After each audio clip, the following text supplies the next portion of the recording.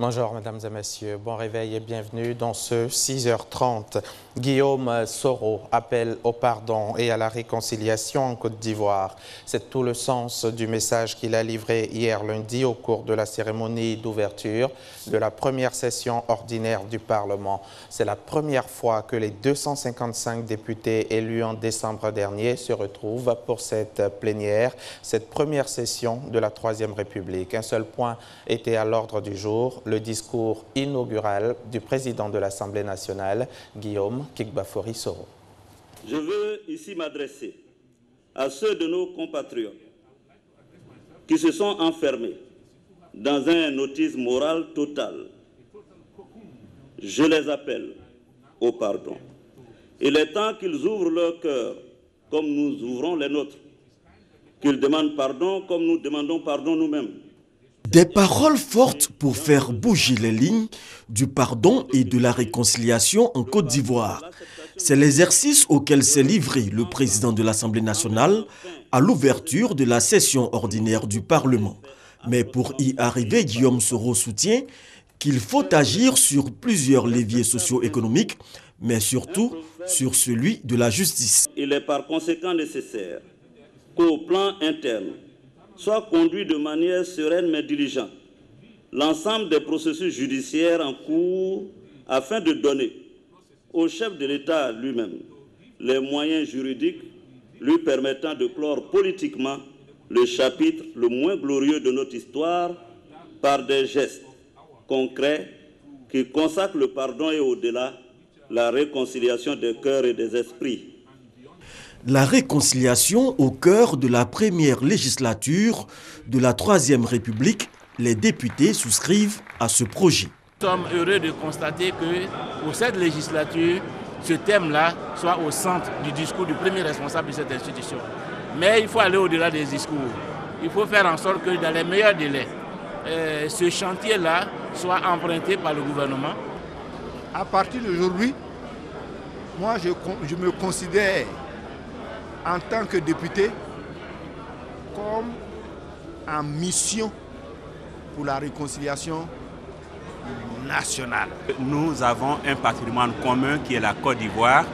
Ensemble, quelles que soient nos options politiques, quels que soient nos choix idéologiques, religieux, nous sommes condamnés à vivre ensemble, nous sommes condamnés à nous pardonner. J'espère que l'Assemblée nationale et les élus de la nation s'en inspireront et que chacun de nous voudra, en tout cas en 2017, faire en sorte de prôner donc le pardon, la réconciliation et agir conséquemment.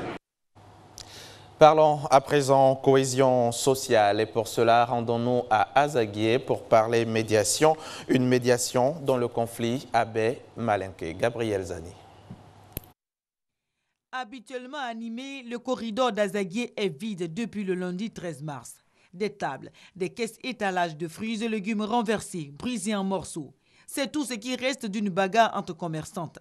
Une bagarre consécutive à des disputes entre jeunes de différentes communautés a mis à mal la cohabitation à Azaguié. La situation n'a pas laissé indifférent le médiateur de la République. L'institution a dépêché une mission dans la ville. Le médiateur m'a instruit de venir avec une délégation, entendre les uns et les autres et prêcher cette bonne nouvelle qui est le vivre ensemble.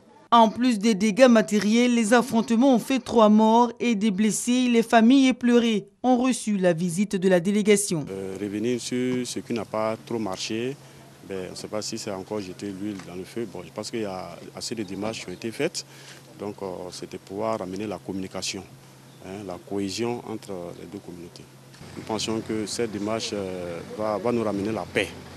La paix que nous avons vécue si très longtemps à Azaguié. Le coup a été dur. Et aujourd'hui, le passage du médiateur nous a reconfortés. On a constaté avec foi l'attachement que la République a pour ses fils. Dans la recherche de solutions, l'équipe de médiation associe aux visites de consolation les séances d'écoute des différentes communautés. Objectif, trouver la racine du mal. Ils ont ouvert leur cœur. Si moi je le disais à leur place, peut-être que ça ne serait pas sincère. Chacun a parlé sincèrement. Ce qui lui a fait mal, ce qu'il vivait et qui le dérangeait.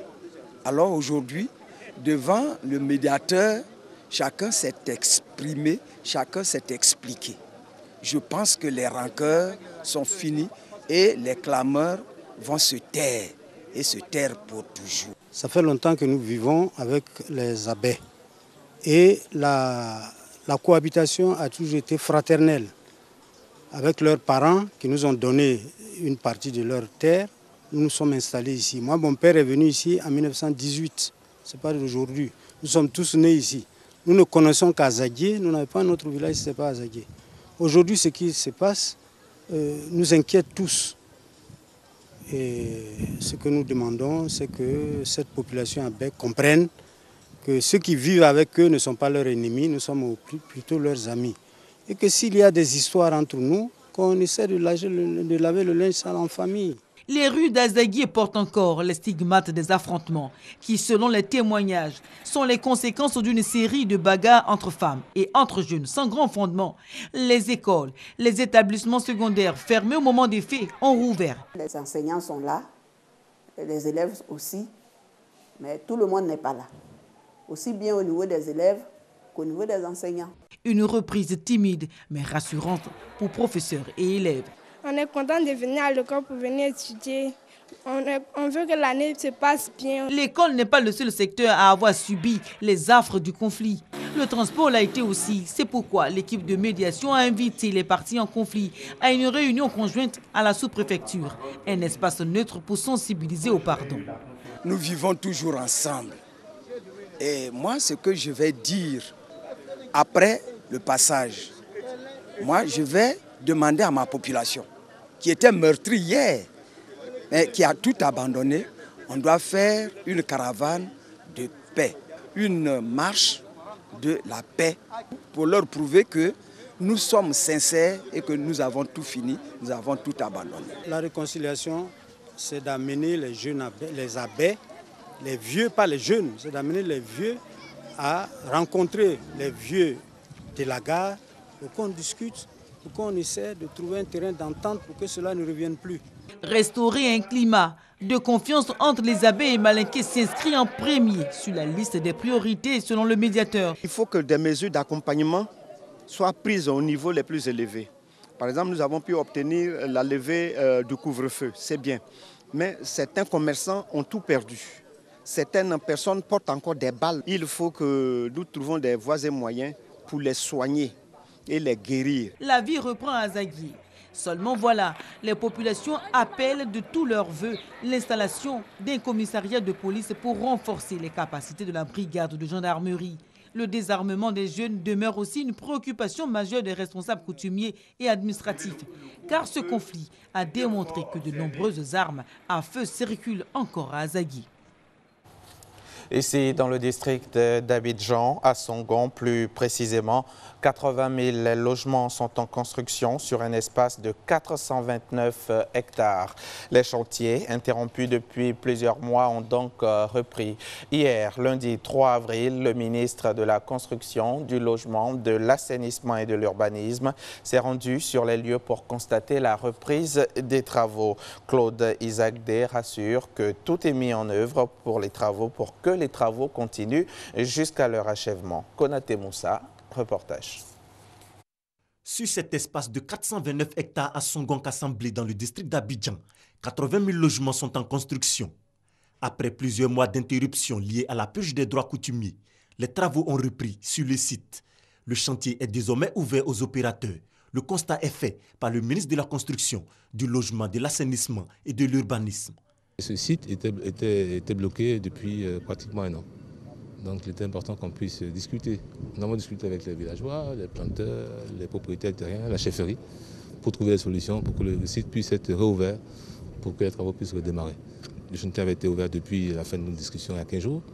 Donc nous sommes venus voir nous-mêmes et sur le terrain l'évolution des travaux, encourager les promoteurs à accélérer les travaux. Les promoteurs sont donc en pleine activité. Le ministre Claude Isaac-Dé rassure.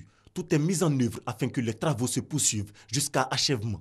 Maintenant que le chantier est ouvert, on a pris l'engagement de mettre en place un groupe de travail comprenant à la fois la chefferie, les propriétaires terriens et les planteurs pour suivre ensemble ensemble l'évolution de ce chantier-là pour que ce chantier puisse vraiment finir dans les délais. Sur les 50 opérateurs immobiliers retenus par l'État de Côte d'Ivoire pour la réalisation de 150 000 logements, plus de la moitié, soit 29, exploitent le site de Songonk-Assembly. Le chantier de nouveau accessible, on s'attelle à rattraper le temps perdu. L'actualité internationale en bref. Au Bénin, les députés se retrouvent ce mardi à l'Assemblée nationale. Ils vont se prononcer sur le principe d'une révision de la Constitution à partir du texte soumis par le président Patrice Talon. Bernard Cazeneuve a rejeté hier lundi la demande qu'il juge irréaliste des meneurs du mouvement social en Guyane de porter à 2,5 milliards d'euros le plan d'urgence du gouvernement en appelant à renouer les fils du dialogue après l'échec des négociations. Un débat avec tous les candidats à la présidentielle. C'est une première en France. Ils seront 11 ce mardi sur le plateau du débat. 3h30 de débat donc pour parler de l'emploi, de sécurité et du modèle social français. 15 minutes de temps de parole en tout par personne. Et puis pour terminer, hier lundi, une explosion a eu lieu dans le métro de Saint-Pétersbourg en Russie. La déflagration qui a fait 11 morts et une quarantaine de blessés a eu lieu dans un wagon entre deux stations. Le conducteur du métro n'a arrêté la rame qu'à la station suivante, ce qui a permis d'accélérer l'évacuation des victimes. Une enquête pour acte terroriste a été ouverte. Merci de toujours nous suivre sur RTI1.